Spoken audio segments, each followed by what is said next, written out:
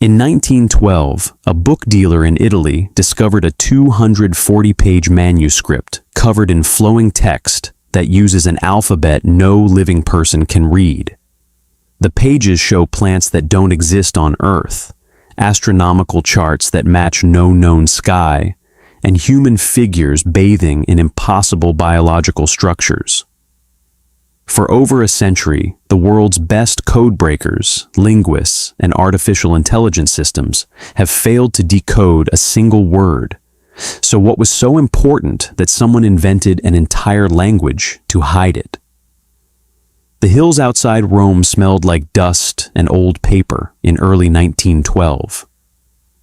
Inside Villa Mondragone, a sprawling Jesuit college perched on volcanic rock above the town of Frascati, centuries of silence sat waiting in wooden chests and forgotten corners. The Society of Jesus was selling off the building, and with it, everything the priests had collected over 400 years. Books nobody had opened in generations, manuscripts that hadn't seen daylight since before Napoleon marched through Italy. Wilfrid Voynich, a Polish book dealer with sharp eyes and a nose for value, had traveled from London specifically for this moment. He was 47 years old, slight and intense, with the careful movements of someone who had spent time in Siberian prisons for revolutionary activities. Now he dealt in rare books instead of explosives. He understood that knowledge could be worth more than gold if you knew where to look. The Jesuits had given him access to their library, room after dim room of shelving that groaned under the weight of history. Most of it was predictable. Latin texts on theology and philosophy, the intellectual backbone of the Counter-Reformation. But Voynich was looking for the exceptions, the outliers, the books that didn't belong. In one of the upper rooms, he found a chest that looked older than the others. Inside, wrapped in cloth that fell apart when he touched it, was a book roughly 6 inches wide and 9 inches tall. The moment he opened it, he knew something was wrong. The pages were vellum, animal skin scraped thin and treated for writing, which meant the book was genuinely old. But the text covering those pages made no sense at all. It wasn't Latin or Greek or Hebrew or Arabic or any of the dozens of alphabets Voynich had learned to recognize in his years of trading manuscripts. The letters flowed together in neat lines, clearly written by someone with practiced handwriting, but they formed words in a script he had never seen before. He turned the pages slowly. There were drawings everywhere. Plants with bulbous roots and spiraling leaves that looked almost familiar, but weren't quite right. Circular diagrams filled with stars and symbols that resembled astronomical charts, but didn't match any constellation he recognized. Sections showing dozens of small naked women bathing in green liquid, connected by a maze of tubes and pools that looked biological, almost like the inside of a body turned into plumbing. Page after page of careful illustrations paired with paragraphs of flowing, impossible text. 240 pages in total. Someone had spent months, maybe years, creating this. Tucked between the pages, Voynich found a letter. The paper was newer than the manuscript itself, dated August 19th, 1665, and written in Latin by Johannes Marcus Marzi, who identified himself as the rector of Charles University in Prague. The letter was addressed to Athanasius Kircher, a Jesuit scholar famous across Europe for his attempts to decode Egyptian hieroglyphs. Marci explained that he was sending Kircher this mysterious book in hopes the great scholar could finally read it. He wrote that the manuscript had once belonged to Emperor Rudolf II of Bohemia, who ruled from Prague Castle at the turn of the 17th century. Rudolf, obsessed with alchemy and occult knowledge, had apparently believed the book was written by Roger Bacon, the 13th century English philosopher, sometimes called Dr. Mirabilis, for his interest in experimental science. According to Marcy's letter, Rudolph had paid 600 gold ducats for it, an enormous sum that could have bought a small estate. Voynich sat in the dusty library holding a book that an emperor had treasured, and a university rector had desperately wanted decoded. He understood immediately that this was the kind of discovery that made careers. If he could identify the language or find the cipher key, he would be famous. If he simply sold it to the right collector, he would be wealthy. He purchased the manuscript along with several other books from the Jesuits and brought it back to London. Within months, he had shown it to experts. Their reactions confirmed his instincts. Linguists looked at the script and couldn't place it in any known language family. Cryptographers examined the text and agreed it had to be some kind of code. The assumption, shared by nearly everyone who saw it, was that this was a cipher, a deliberately hidden message that could be unlocked with the right key. Medieval and Renaissance scholars often encrypted their work to protect trade secrets or religious ideas that might attract the Inquisition. Alchemists especially were known for writing in code. The botanical drawing suggested this might be a herbal, a medical text describing the properties of plants. The astronomical diagrams pointed toward astrology or early astronomy. It had to be solvable. But as experts began trying to crack it, something strange emerged. The text showed patterns that didn't match normal ciphers. Letter frequencies followed curves similar to natural languages. Certain character combinations appeared again and again in ways that suggested grammar, with some symbols appearing mainly at the beginnings of words and others clustering at the ends. The text had structure, rhythm, the feel of actual language. Simple substitution ciphers didn't behave this way. Neither did most complex encryption methods used in the Renaissance. Whatever system had created this text was more sophisticated than anyone expected. By 1921, William Romaine Newbold, a professor of philosophy at the University of Pennsylvania and an expert in medieval ciphers, announced he had decoded it. His solution was extraordinary. He claimed the manuscript contained advanced scientific knowledge, including descriptions of nebulae in space and biological cells, things that shouldn't have been visible without telescopes and microscopes. The implications were staggering. If true, it meant Renaissance scholars had possessed technology or knowledge that history had completely missed. Newbold's work generated headlines. For a brief moment, it seemed the mystery was solved. Then other scholars examined his methodology and found it was built on wishful thinking and circular reasoning. By 1926, Newbold was dead, his reputation in ruins. The manuscript remained unread. But now a new, more disturbing possibility had taken root. What if the reason nobody could decode it was because there was nothing to decode? What if someone had created 240 pages of elaborate, meaningless beauty for reasons no one would ever understand? The manuscript moved through the decades like a curse disguised as a treasure. After Voynich died in 1930, his widow inherited it. During World War II, fearing the book might be destroyed in the London Blitz, she deposited it at the Library of Congress in Washington for safekeeping. The timing was fortuitous. The early 1940s saw the greatest concentration of code-breaking talent in human history. British cryptanalysts at Bletchley Park and American specialists at Arlington Hall were systematically dismantling Axis encryption systems. These were people who had cracked Enigma, broken Japanese purple codes, found patterns in what seemed like random chaos. When peace came and these experts returned to civilian life, some of them heard about the strange medieval manuscript sitting unsolved in a library vault. They failed completely. William Friedman, one of the most accomplished cryptanalysts America ever produced, became obsessed with the manuscript in the 1950s.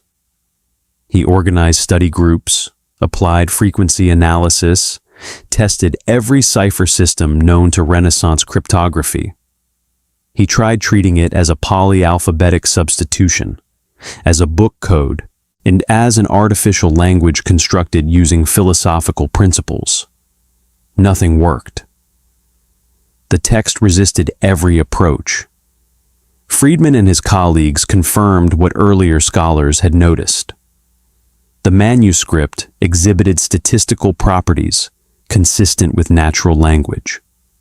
When they analyzed how often certain characters appeared, the distribution followed Zipf's law, a mathematical pattern that shows up in virtually every human language, where a small number of words appear very frequently and most words appear rarely.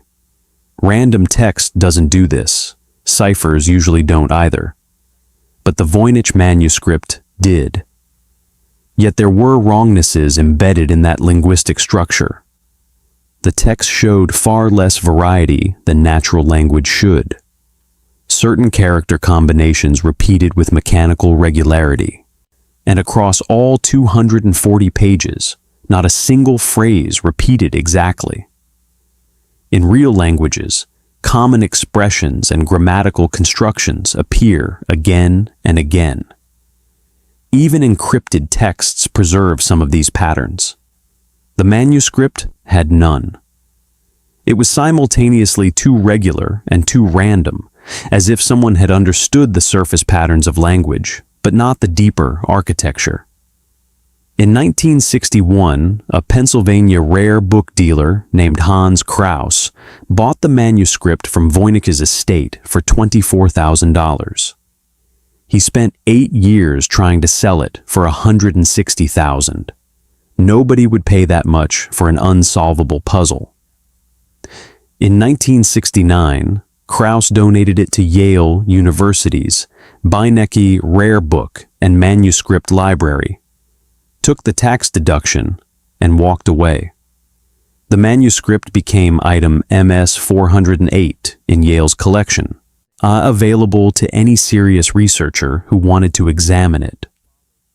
What followed was decades of theories, each one rising with confidence and collapsing under scrutiny. In the 1970s, prescriptive linguist John Stoyko claimed it was written in Ukrainian with vowels removed. His translation produced sentences that were grammatically broken and semantically meaningless. In 1987, a physicist named Leo Levitov announced it was written in a lost Cathar language describing a religious sect. Other scholars pointed out that the Cathars had been wiped out by 1321, more than 80 years before the manuscript's creation, and that Levitov's linguistic methodology was fundamentally flawed. In 2004, a British botanical expert claimed some of the plant's match species from the Americas, suggesting the book might have been created after Columbus.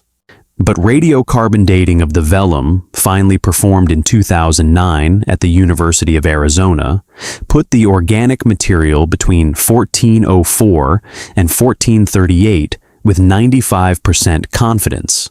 The pages themselves were older than European contact with the New World. That carbon dating was a watershed moment. For decades, one viable theory had been that Voynich himself created the manuscript as an elaborate hoax, artificially aging it through chemical treatment. The 2009 results demolished that possibility. The vellum was genuinely medieval. Someone in the early 15th century, probably working in northern Italy or Central Europe based on the style of some illustrations, had created this thing. The question shifted from whether it was real to what real thing it could possibly be. René Zandbergen, a European Space Agency scientist who studied the manuscript as a passionate hobby, created detailed digital scans and databases in the 1990s that allowed researchers worldwide to collaborate. The community grew, theories proliferated. One camp argued it must be an artificial language, similar to philosophical languages invented in the 17th century, for logical classification of knowledge. But those systems were designed to be learned and used. This one apparently never was. Another group insisted it had to be a lost natural language, perhaps from a culture that left no other written records. But linguistic analysis suggested the text structure was too simple, too repetitive, lacking the complexity that develops in actual spoken languages. The botanical illustrations drove experts to frustration. Plant specialists examined every drawing carefully. Some flowers looked vaguely like water lilies. Others resembled sunflowers, which wouldn't reach Europe from America for another century. Most appeared to be imaginative combinations, real plant features assembled into impossible organisms. One drawing showed a plant with what looked like cellular structure in its roots, depicted with a level of biological detail that Renaissance artists shouldn't have possessed. But was it genuine scientific observation or just decorative cross-hatching that happened to look modern? The astronomical section presented similar problems. Circular diagrams showed zodiacal symbols, but there were 30 divisions instead of the traditional 12. Star charts appeared to show constellations, but they didn't match medieval European astronomy or Arabic astronomical traditions or any known system from Asia. Some researchers suggested they might be entirely invented, decorative rather than functional. Others argued they could represent astronomical observations from a different latitude or hemisphere. And then there were the small, naked women. Dozens of them scattered through what scholars called the biological section. They stood or sat in green and blue liquid that flowed through pipes connecting circular pools. The tubes branched and merged like blood vessels or intestines. The women's bodies were drawn in simple, almost childlike style, but the plumbing they inhabited was complex and deliberate. No known medieval manuscript showed anything remotely similar. Medical texts sometimes included crude anatomical diagrams. Alchemical texts used symbolic imagery. But this looked like human figures swimming through a biological machine. Was it metaphorical? Was it showing some kind of Renaissance spa or bathing system? Was it representing alchemical processes using human bodies as symbols? Nobody knew. By the turn of the 21st century, the manuscript had defeated every expert who touched it. Computer analysis in the 1970s had failed. Linguistic databases in the 1980s found no matches. Statistical methods in the 1990s only deepened the mystery. The digital age should have made the manuscript easier to crack. Instead, it revealed how strange the text really was. In 2013, a linguist named Stephen Bax claimed to have decoded 10 words by matching plant illustrations to possible names in various medieval languages. Other scholars tested his method and found it didn't hold up. The supposed readings were so vague they could mean almost anything. In 2014, a botanical researcher claimed some plants matched 16th century Aztec codices, ignoring the carbon dating that proved the manuscript predated European contact with Mexico. The pattern was always the same. Someone announced a breakthrough. Media coverage followed. Then careful examination by other researchers revealed fatal flaws in the methodology. The manuscript absorbed every solution attempt and gave nothing back. And underneath all the failed theories, one possibility grew more disturbing with each passing decade. Maybe it was designed specifically to look meaningful while containing no meaning at all.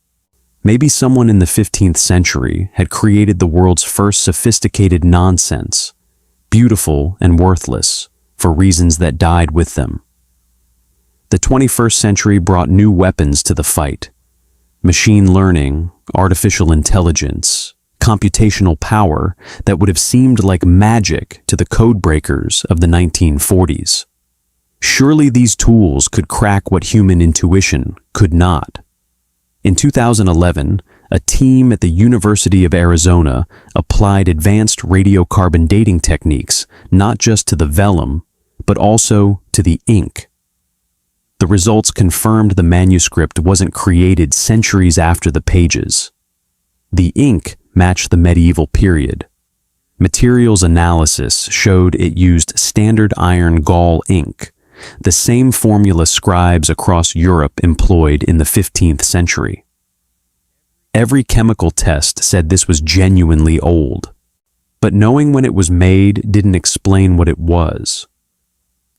In 2013, Marcello Montemurro, a physicist at the University of Manchester, applied information theory to the text. He found that words showed semantic patterns, appearing in meaningful clusters rather than random distribution. Words that appeared together in one section tended to appear together in similar sections elsewhere. This suggested genuine information content, like chapters in a real book discussing related topics. The text had structure beyond simple grammar. It behaved like it was about something, yet no one could determine what that something was. Then came the direct assault by artificial intelligence. In 2016, researchers at the University of Alberta fed the manuscript into machine learning algorithms designed to recognize language patterns. The AI systems detected Hebrew-like characteristics in the character distribution. They suggested the text might be Hebrew, written in a special script with vowels removed. A 2018 study by Canadian computer scientists proposed it was coded Hebrew, using an alphagram cipher where letters within words were rearranged. They fed their theory into translation software and got fragments that sounded vaguely Hebrew, words that could mean farmer or light or air. But when Hebrew linguists examined the supposed translations, they found them grammatically incoherent. The algorithm was finding patterns that looked like words but didn't form actual sentences. The AI breakthrough that should have worked came in 2019. Researchers trained neural networks on thousands of medieval manuscripts in dozens of languages. These systems had learned to recognize linguistic deep structure, the hidden rules that govern how humans construct meaning through symbols. They could identify languages from tiny samples, detect relationships between dialects, even translate between ancient and modern versions of the same tongue. When they analyzed the Voynich manuscript, the results were unsettling. The AI confidently identified it as language. The statistical signatures were too strong to be anything else. But when the system tried to generate translations, it produced grammatically perfect gibberish. Sentences that followed all the rules of language but said absolutely nothing. It was like listening to someone speak fluently in a language where every word is a nonsense syllable. Meanwhile, the botanical mysteries deepened. In 2014, a researcher named Arthur Tucker claimed to have identified 37 plants in the manuscript as species from Mexico and Central America, specifically matching Aztec botanical knowledge. His evidence included what he said was sweet potato and pineapple. The implications would have been revolutionary, suggesting pre-Columbian contact between Europe and the Americas. But other botanists examined Tucker's identifications and found them unconvincing. The supposed sweet potato could be any of a dozen tuberous plants. The pineapple was so stylized, it might be a pine cone or an artichoke or pure imagination. And the carbon dating still said the vellum came from before Columbus sailed. The drawings themselves presented another problem. They were competent, but not masterful. The artist clearly knew how to draw plants in the standard medieval style used in herbals. So why did none of the plants match real species? If you wanted to create a fake herbal to deceive someone, you would draw recognizable plants and just encrypt the text. Drawing impossible plants only made the book more suspicious.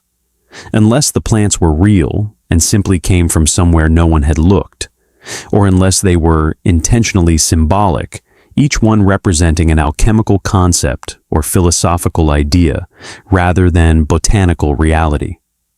The human figures swimming in green liquid haunted investigators. One theory suggested they represented souls moving through purgatory or the alchemical process of purification.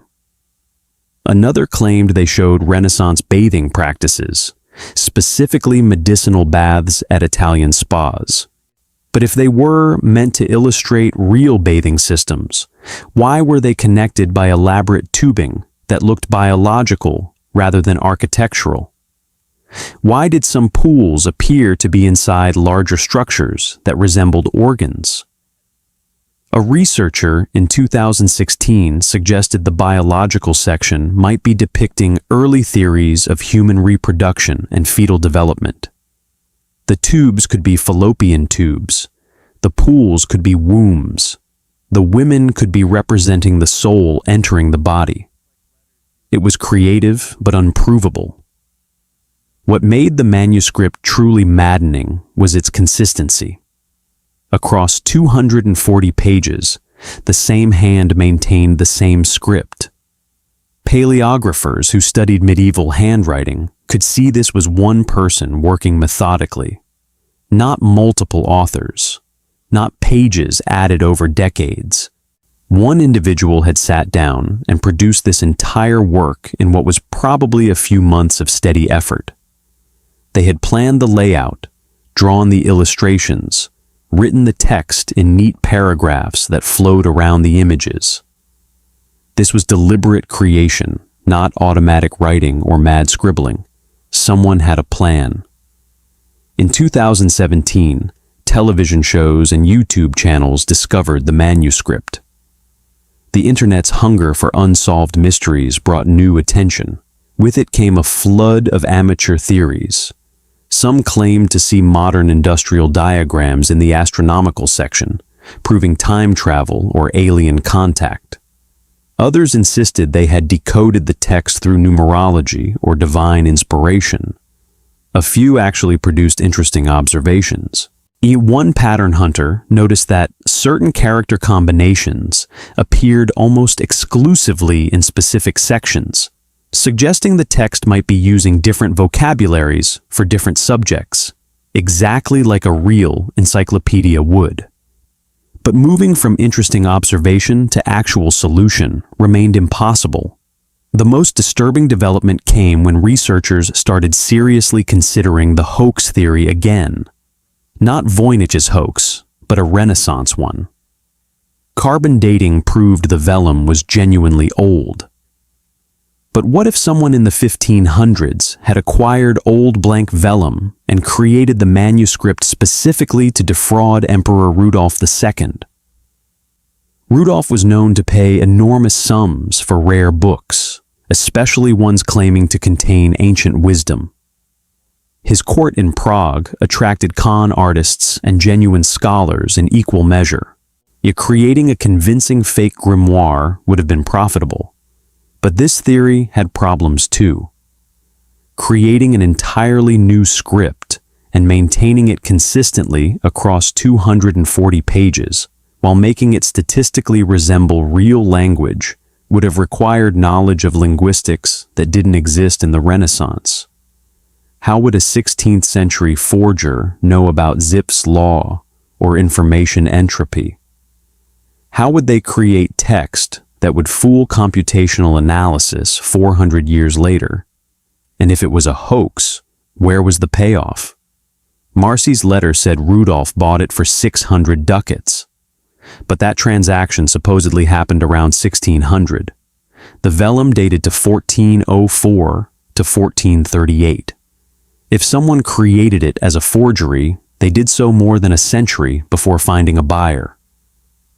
No con artist has that much patience. Unless the book had another purpose first, and only became a valuable commodity later. Unless it was created for genuine reasons no one remembers, and only accidentally became a mystery. By 2020, the manuscript had appeared in hundreds of academic papers. Not one had successfully decoded it. The text had been analyzed by cryptographers, linguists, computer scientists, historians, botanists, astronomers, chemists, and statistical physicists. It had been compared to every known language family. It had been tested against thousands of historical cipher systems. It had been fed into the most sophisticated pattern recognition algorithms humans had built.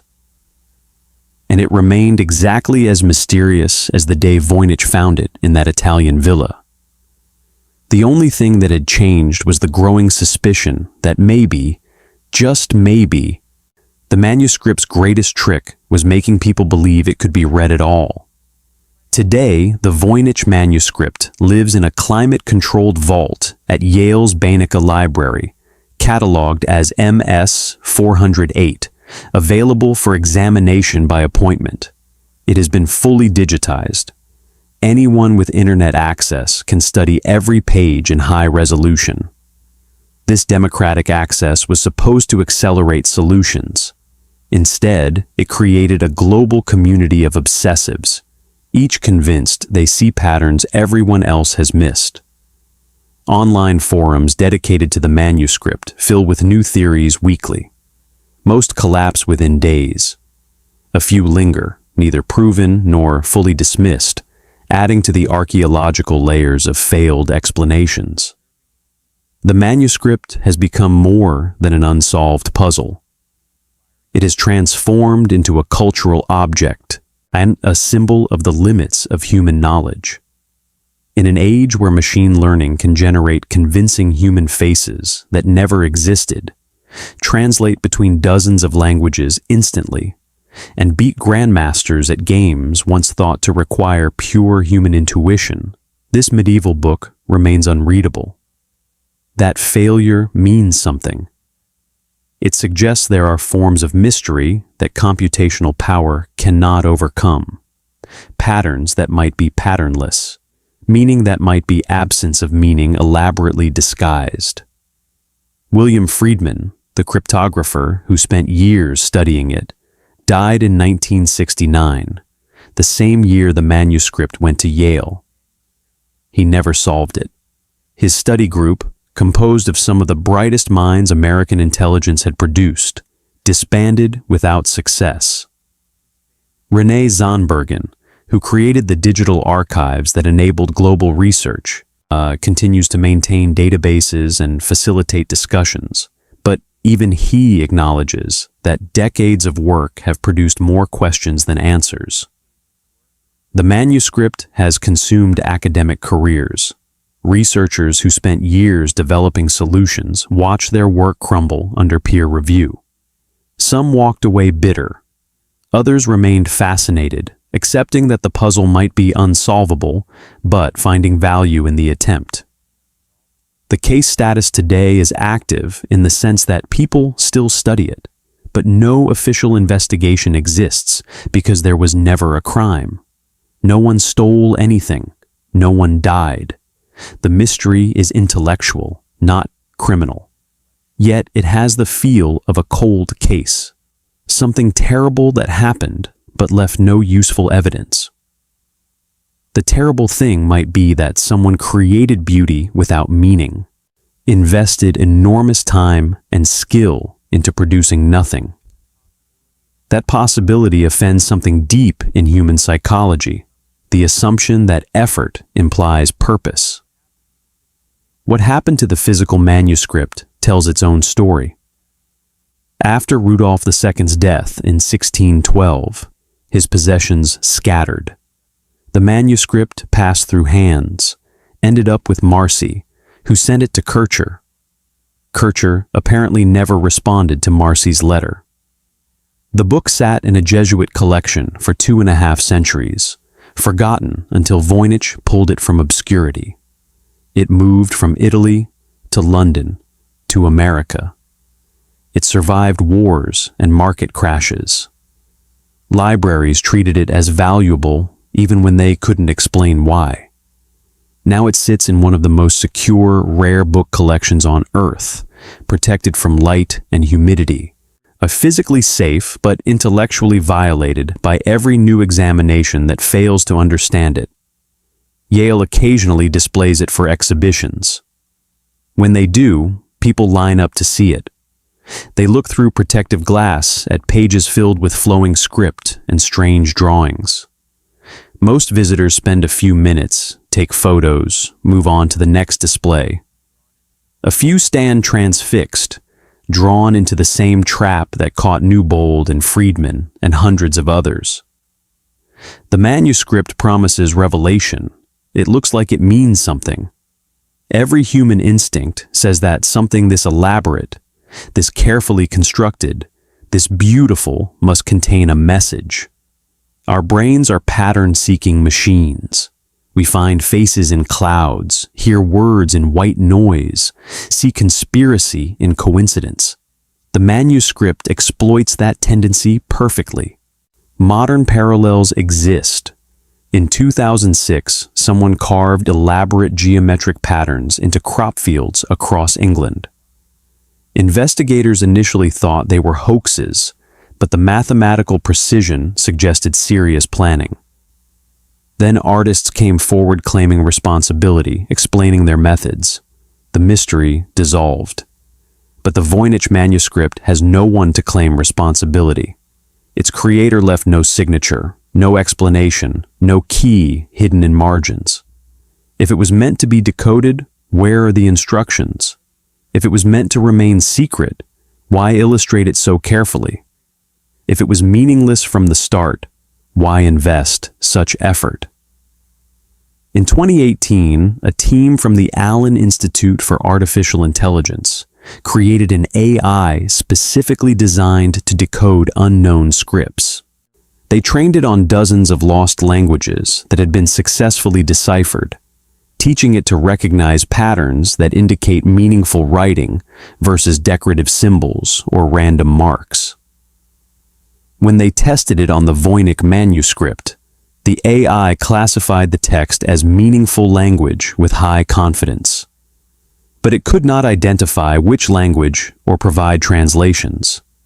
It was like an expert witness testifying that a crime definitely occurred, but being unable to describe what crime or who committed it.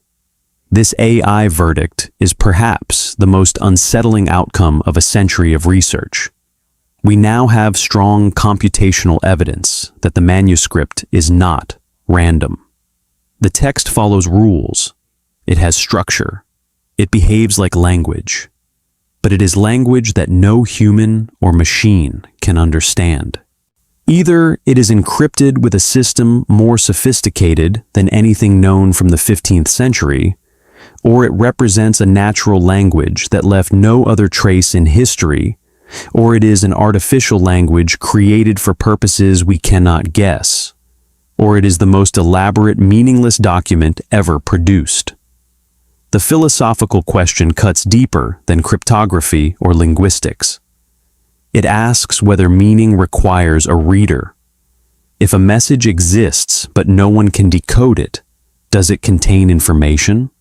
The manuscript might be saying something. It might be saying nothing. From outside the system, these states are indistinguishable. We know someone in the 1400s spent months creating it. We know they used materials that cost money and required skill. We know they structured the text according to consistent rules. Beyond that, we have only interpretations, and interpretations tell us more about the interpreters than the interpreted. The manuscript has outlived emperors and empires. It survived the 30 Years' War, the Napoleonic invasions, 2 world wars. It crossed an ocean, changed owners a dozen times, passed through hands that included revolutionaries, priests, dealers, scholars, and librarians. It has been photographed, scanned, digitized, X-rayed, carbon dated, and subjected to every analysis technology allows. 561 years after someone pressed pen to vellum and began writing in an alphabet no one else could read, it remains exactly what it was. A book full of words that might not be words, showing plants that might not be plants, depicting systems that might not be systems. What kind of mind creates a language no one will ever speak? What kind of patience produces 240 pages of careful script that serves no clear purpose? And perhaps most disturbing, what if the manuscript is genuinely trying to tell us something, screaming it across 6 centuries, and we are simply too different from its creator to hear? The question that will not die is not whether the Voynich manuscript can be read. It is whether our failure to read it represents the limits of our intelligence, the absence of meaning, or the presence of meaning in a form we are not equipped to recognize. The manuscript keeps its silence. We keep asking. And somewhere in that unbreakable standoff between human curiosity and absolute mystery lies a truth we may never possess.